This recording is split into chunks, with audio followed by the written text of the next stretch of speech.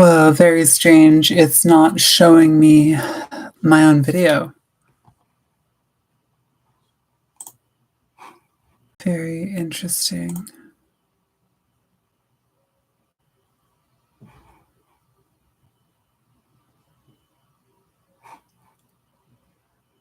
Very interesting. What's going on?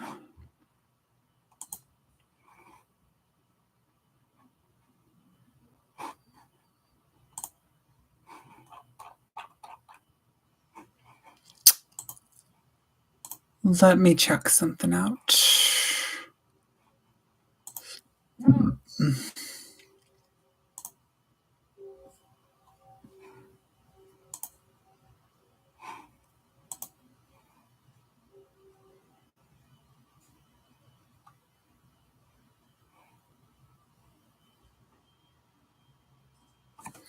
Weird. All right. Well, it does look like it is recording, because I tried this earlier and it didn't seem like it was working, but it not seeming like it's working seems like it's I don't know what the issue is, because when I look at the version of it, or not, when I look at what I did earlier, it seems as though it is perfectly able to, like, it captured all the video. Okay, so now I'm watching myself in the live stream just to check to see that it's working. And it is, and it's really trippy because, like, it's all slow and it's a different pace. And oh my God. So weird. Okay. I just have to not worry about it. It's, I can't see myself being seen. So that, like, weirdly kind of messes with it, how I experience this in some level. But okay, whatever. I can't see myself being seen. That doesn't mean that I am not being seen. I am still registered within the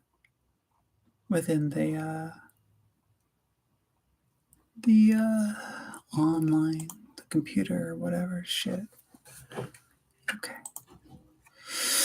So I have something to do at 4, but I'm going to see how much I can get done in that time. And I think I'll try reading again later, but I'm not going to be able to do that until like after 8 o'clock. So we will see. We will see what I'm able to get done in that time. Okay. All right. So this is chapter 4 of Vladimir Lenin's The State and Revolution. Supplementary explanations by Engels. Part of me is just like, does my hair look okay? Oh my God. Anyway, let's go ahead and get started.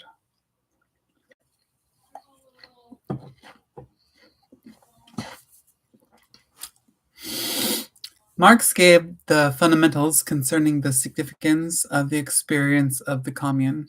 Engels returned to the same subject time and again and explained Marx's analysis and conclusions, sometimes elucidating other aspects of the question with such power and vividness that it is necessary to deal with his explanations specially. Subsection 1, the housing question. In his work, The Housing Question, Engels already took into account the experience of the commune and dealt several times with the task of the revolution in relation to the state.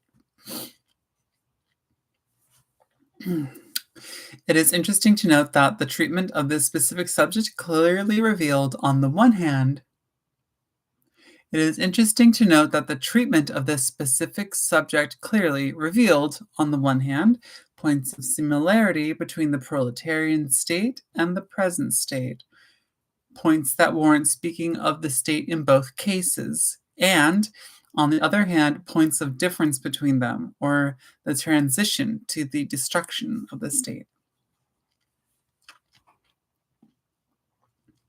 How is the housing question to be settled then? In present-day society, it is settled just as any other social question, by the gradual economic leveling of demand and supply. A settlement. Oh, this is Engels talking.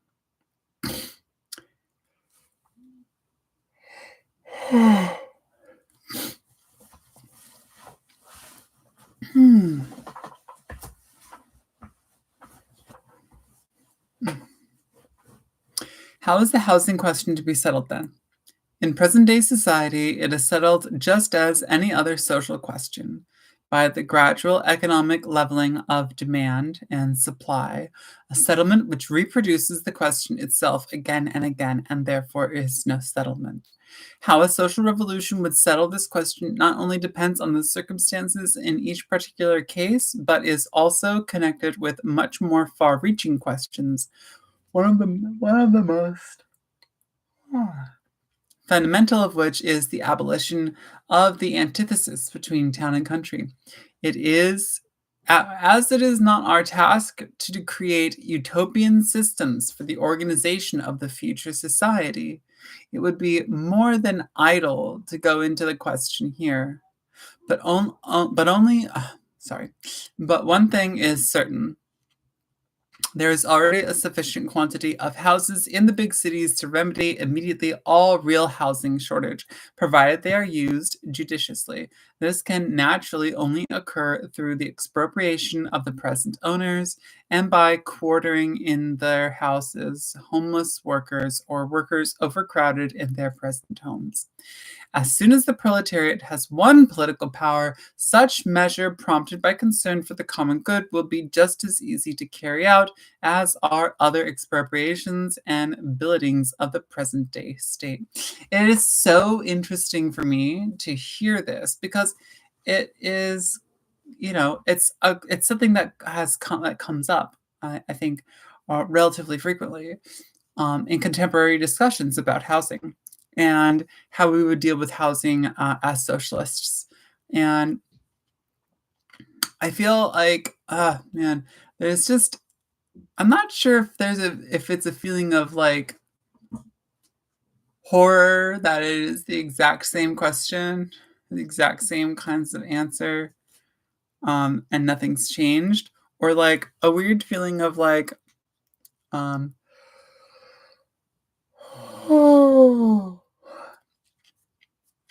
a weird feeling of like, I don't know, how would I put it? Like, you had to answer that question too. Like I relate to that in some way because like I've had to talk to people before in the past, especially back when I was like an evangelizing anarchist. I've had to talk to people about housing and what are we supposed to do about housing, and like this follows it's relatively close to the line that I would have taken in the past, and so it's a very it's nice. It's kind of interesting to see that it kind of it's kind of still around, and that it goes back a long way. But anyway, I don't know. I don't know what exactly is so interesting about that for me, but just making a note there, I guess.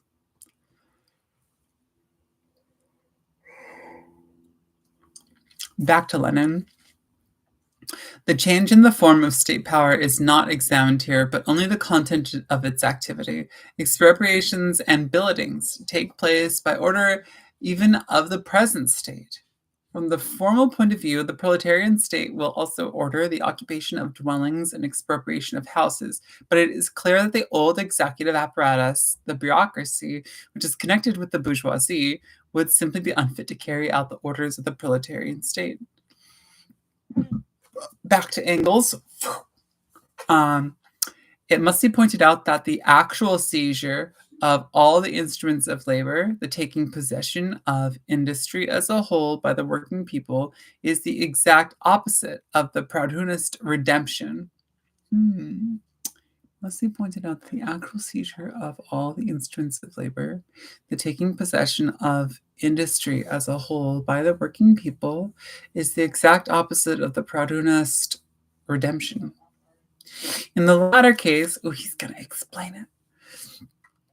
In the latter case, the individual worker becomes the owner of the dwelling, the peasant farm, the instruments of labor.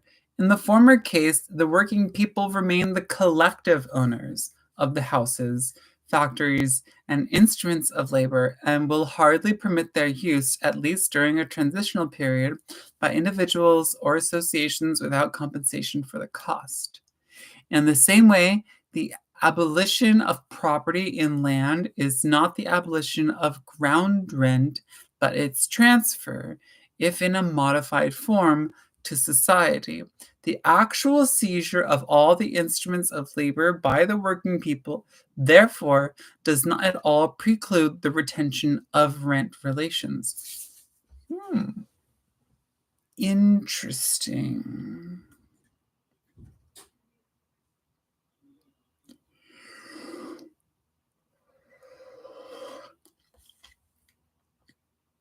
In the latter case, the individual worker becomes the owner of the dwelling, peasant farm, the instruments of labor.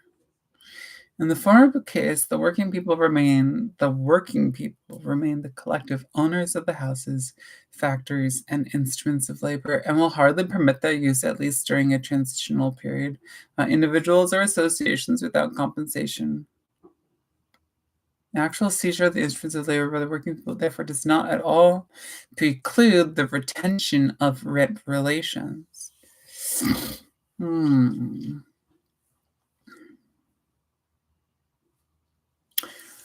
We shall examine, so back to Lenin. We shall explain the question touched upon in this passage, namely the economic basis of the withering away of the state, in the next chapter.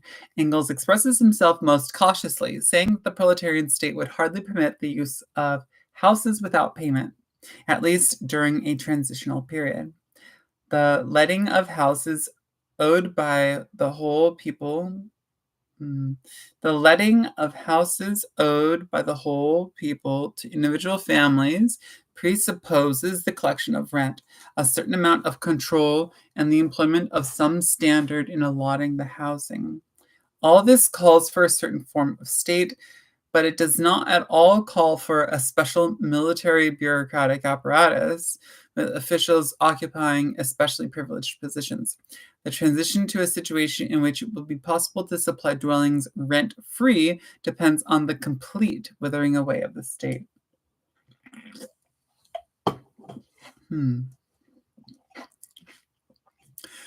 Speaking of the Blanquists' adoption of the fundamental position of Marxism after the Commune and under the influence of its experience, Engels, in passing, formulates this position as follows. The necessity of political action by the proletariat and of its dictatorship as the transition to the abolition of classes and, with them, the state.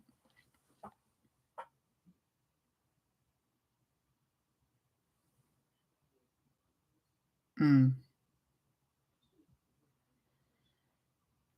just want to just say another interesting thing that just kind of occurs to me is that I notice here, Engels brings up that the transition, the seizure of the instruments of labor by the working people, therefore, does not preclude the retention of rent relations. That in the same way, the abolition of property in land is not the abolition of ground rent, but its transfer in a modified form to society. And that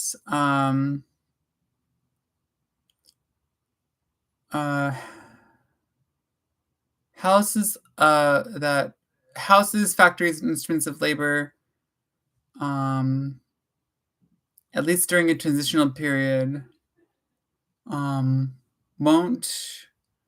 be permitted to be will hardly that they will be allowed that they will be they can be used by individuals or associations, but only with compensation for the cost. See, what's all of that, what's interesting to me is that I think a lot of people, when they are talking about revolution and they're talking about transitioning to a different society, when they're talking about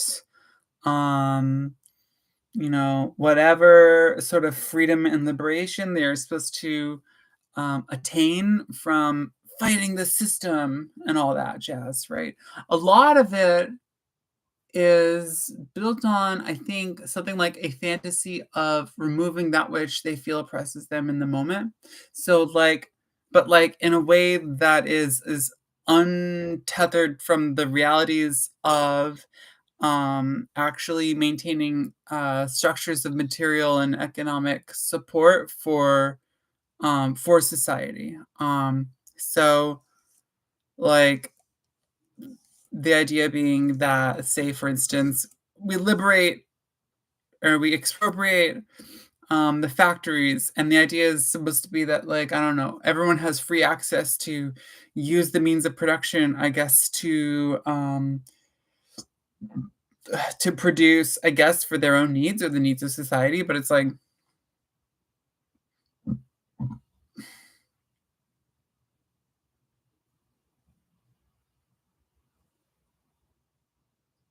well, hold on to that one, because that's actually more complicated. Let's use a simpler example. Like, say someone is going to, right, we're going to expropriate housing, right? And so I should be able to just move right in to this house or something like that as an individual. Sorry, here I'm getting myself confused. I'm jumping to different points that are tangentially related, but actually the core of what I was trying to say about the kind of like uh, revolutionary leftist kind of fantasy that I think people are drawn into on the basis of the suffering they experience today. When I hear people say stuff like, landlords are like, kill your landlord, like landlords are like oppressors or whatever, petty bourgeoisie or whatnot, which is like true in a lot of ways, but I think that what people imagine is that after the revolution, I won't have to pay rent. Or like the part of the revolution will be, I will not have to pay rent to my landlord. I won't have to pay rent at all. I can live freer in some way, meaning without the constraints, without the kinds of economic constraints placed upon me by the current society. And I wonder, because what's being said here is something interesting. It's like, no, like certain economic relations between people on the basis of like property and ownership may very well like we would still have that, but it's that we would shift the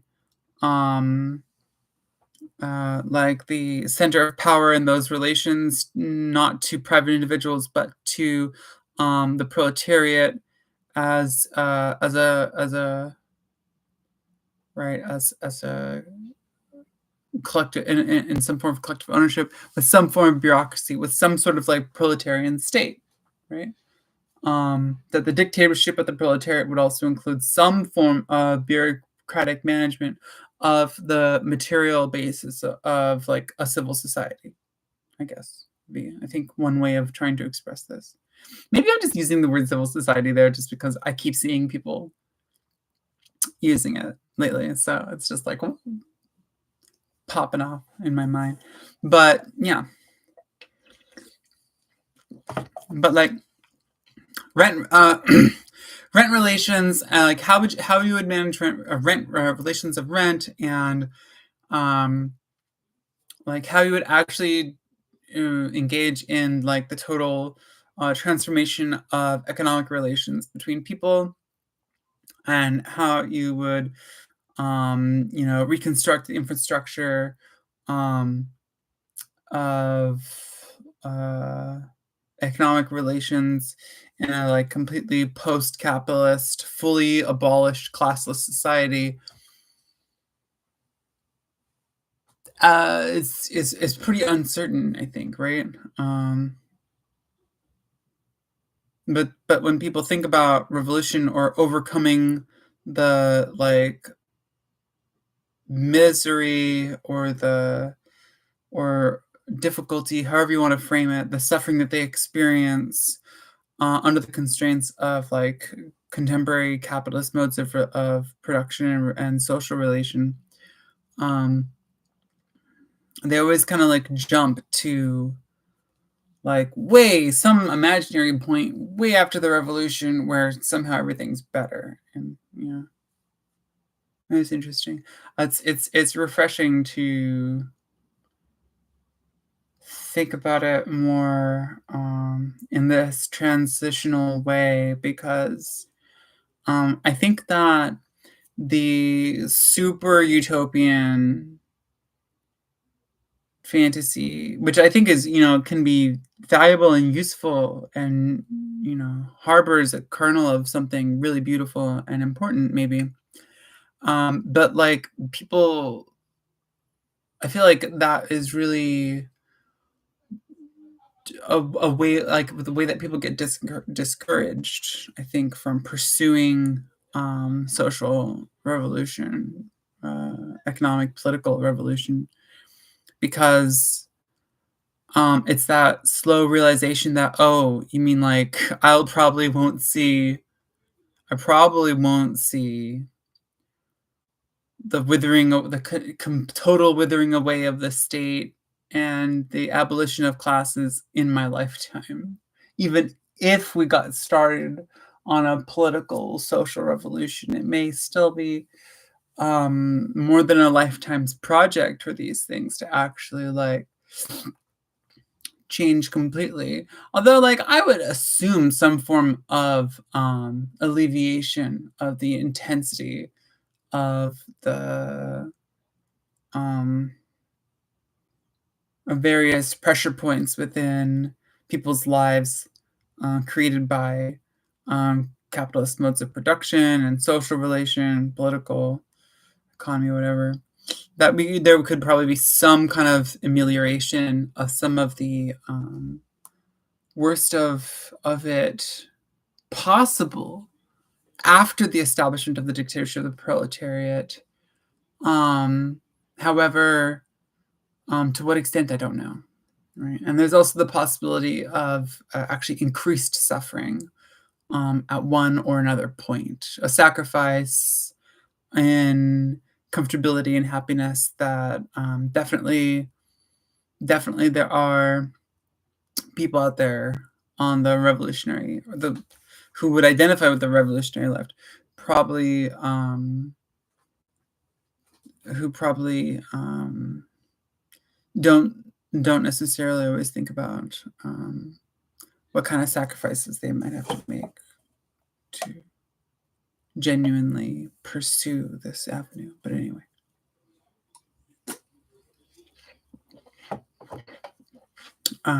let's see. I've just been rambling. I'm just a rambling. Oh, something like that. Let's go. Let's keep going. Addicts of hair-splitting criticism, or bourgeois exterminators of Marxism, will perhaps see a contradiction between this recognition of the abolition of the state and the repudiation of this formula as an anarchist one in the above passage from Anti-Düring. It would not be surprising if the opportunists classed Engels too as an anarchist, for it is becoming increasingly common with the social chauvinists to accuse the internationalists of anarchism. Marxism has always taught that the abolition of classes, taught that with the abolition of classes, the state will also be abolished. The well-known passage on the withering away of the state in Anti-During accuses the anarchists not simply of favoring the abolition of the state, but of preaching that the state can be abolished overnight. As the now prevailing social democratic doctrine completely distorts the relation of Marxism to anarchism on the question of the abolition of the state, it will be particularly useful to recall a certain controversy in which Marx and Engels came out against the anarchists. Ooh, I'm down for this. Some juicy back and forth between the Marxists and the anarchists. I have never really experienced any, like, some real life debates between Marxists and anarchists. But I've known a few people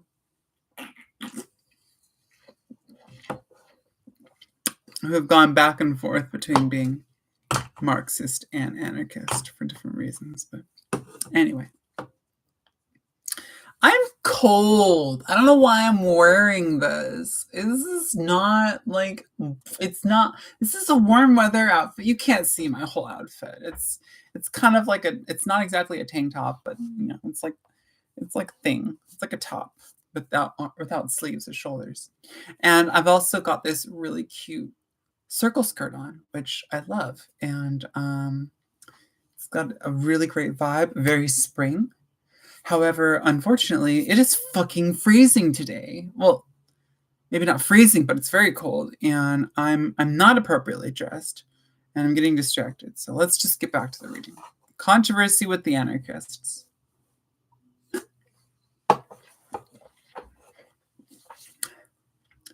This controversy took place in 1873. Marx and Engels contributed articles against the Proudhonists, autonomists, and anti-authoritarians to an Italian socialist annual, and it was not until 1913 that these articles appeared in German in Neue Zeit. If the political struggle of the working class assumes a revolutionary form, wrote Marx, ridiculing the anarchists for their repudiation of politics, and if the workers set up their revolutionary dictatorship in place of the dictatorship of the bourgeoisie, they commit the terrible crime of violating principles. For in order to satisfy their wretched, vulgar, everyday needs and to crush the resistance of the bourgeoisie, they give the state a revolutionary and transient form instead of laying down their arms and abolishing the state.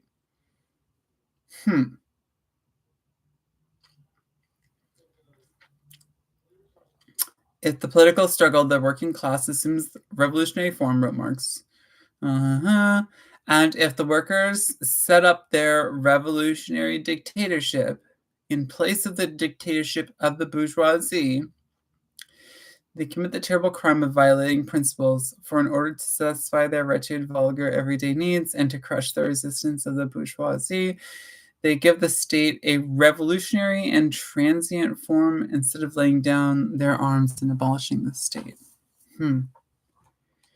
It was solely against this kind of abolition of the state that Marx fought in refuting the anarchists.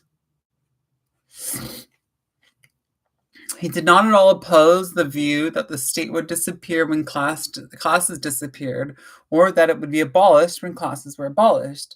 What he did oppose was the proposition that the workers should renounce the use of arms, organized violence, that is, the state, which is to serve to crush the resistance of the bourgeoisie.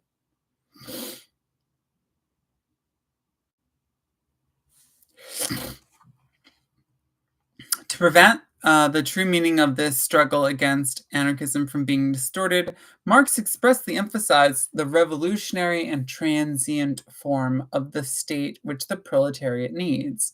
The proletariat needs the state only temporarily. We do not, after all, differ with the anarchists on the question of the abolition of the state as the aim. We maintain that to achieve this aim, we must temporarily make use of the instruments, resources, and methods of state power against the exploiters, just as the temporary dictatorship of the oppressed class is necessary for the abolition of classes. Marx chooses the sharpest and clearest way of stating his case against the anarchists. After overthrowing the yoke of the capitalists, should the workers lay down their arms or use them against the capitalists in order to crush their resistance? But what is the systemic use of arms by one class against another if not a transient form of state? Let every social democrat ask himself, is that how he has been posing the question of the state in controversy with the anarchists? Is that how it has been posed by the vast majority of the official socialist parties of the Second International? Engels expounds the same idea in much greater detail and still more popularly. First of all, he ridicules the muddled ideas of the Platonists who call themselves anti-authoritarians, i.e., repudiated all authority, all subordination, all power. Take a factory, a railway, a ship on the high seas, said Engels. It is not clear that not one of these complex technical establishments, based on the use of machinery and the systematic cooperation of many people, could function without a certain amount of subordination, and consequently without a certain amount of authority or power. Quote, when I counter the most rabid anti-authoritarians with these arguments, the only answer they can give me is the following. Oh, that's true, except that here it is not a question of authority which we vest our delegates, but of a commission. These people imagine they can change a thing by changing its name. Having thus shown that authority and autonomy are relative terms, that the sphere of their application varies with the various phases of social development, that it is absurd to take them as absolutes, and adding that the sphere of application of machinery and large-scale production is steadily expanding, Engels passes from the general discussion of authority to the question of the state. Had the autonomists, he wrote, contented themselves with saying that the social organization of the future would allow authority only within the bounds which the conditions of production make it inevitable, one could have come to terms with them. But they are blind to all facts that make authority necessary, and they passionately fight the word. Why do the anti-authoritarians not confine themselves to crying out against political authority, the state? All socialists are agreed that the state, and with it political authority, will disappear as a result of the coming social revolution. That is, that public functions will lose their political character and become mere administrative functions of watching over social interests. But the anti-authoritarians demand that the political state be abolished at one stroke, even before the social relations that give birth to it have been destroyed. They demand that the first act of the social revolution shall be the abolition of authority. Have these gentlemen ever seen a revolution? A revolution is certainly the most authoritarian thing there is. It is an act whereby one part of the population imposes its will upon the other part by means of rifles, bayonets, and cannons, all of which are highly authoritarian means. And the victorious party must maintain its rule by means of the terror which its arms inspire in the reactionaries. Would the Paris Commune have lasted more than a day if they had not used the authority of the armed people against the bourgeoisie? Cannot we, on the contrary, blame it for having made too little use of that authority? Therefore, one of two things. Either the anti-authoritarians don't know what they are talking about, in which case they are creating nothing but confusion, or they do know, and in that case, they are betraying the cause of the proletariat. In either case, they serve only reaction. Very, very interesting, very powerful point. This argument touches upon questions. So back to Lenin. This argument touches upon questions which should be examined in connection with the relation between politics and economics during the withering away of the state. The next chapter is devoted to this. These questions are the transformation of public functions from political into simple functions of administration and the political state. The last term, one particularly liable to misunderstanding, indicates the process of the withering away of the state. At a certain stage of this process, the state which is withering away may be called a non-political state.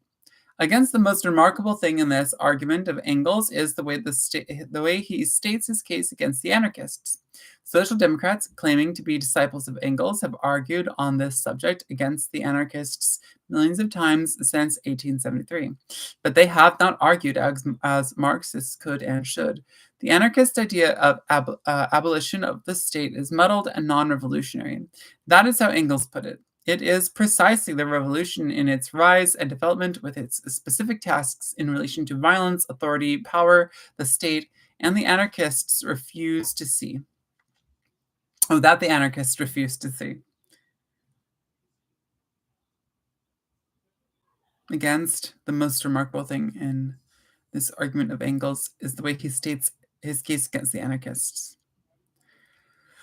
Social Democrats, claiming to be disciples of Engels, have argued on this subject against the anarchists millions of times since 1873, but they have not argued as Marxists could and should. The anarchist idea of the abolition of the state is muddled and non-revolutionary.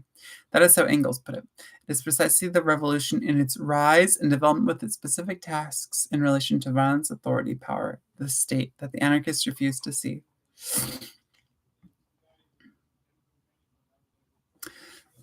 The usual criticism of anarchism by present-day social democrats has boiled down to the purest Philistine banter. We recognize the state, whereas the anarchists do not.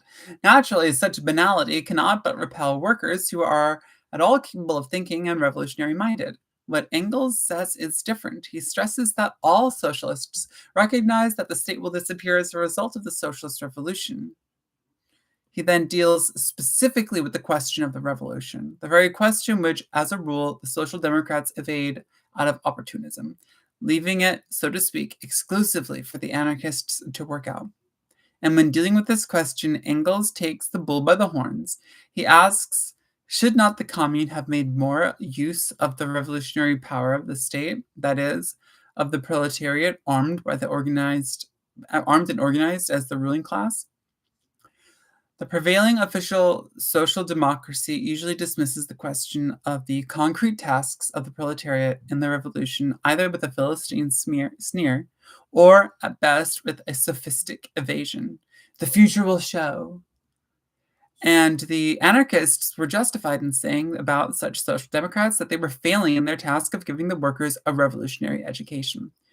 Engels draws upon the experience of the last proletarian revolution precisely for the purpose of making the most accurate study of what should be done by the proletariat and in what manner, in relation to both the banks and the state. All right, and so after this, there is the letter to Bebel. So I'm going to stop here, or it's not that long. Okay, I'm going to try reading the letter to Bebel. One of the most, if not the most, remarkable observation on the state in the works of Marx and Engels is contained in the following passage in Engels' letter to Bebel, dated March 18th, 28th, 1875. This letter, we may observe, in parentheses, was, as far as we know, the first published by Bebel in the second. No, okay, hold on. 9 minutes to 4 o'clock, and I'm going to try to read it. No, okay. When I come back next time on Rebecca reading fucking Marxist literature, I will read the next section, which is letter to Bebel. And with that, I'm going to go ahead and say goodbye. I will talk to you next time. See, there we go. That little, now it's over.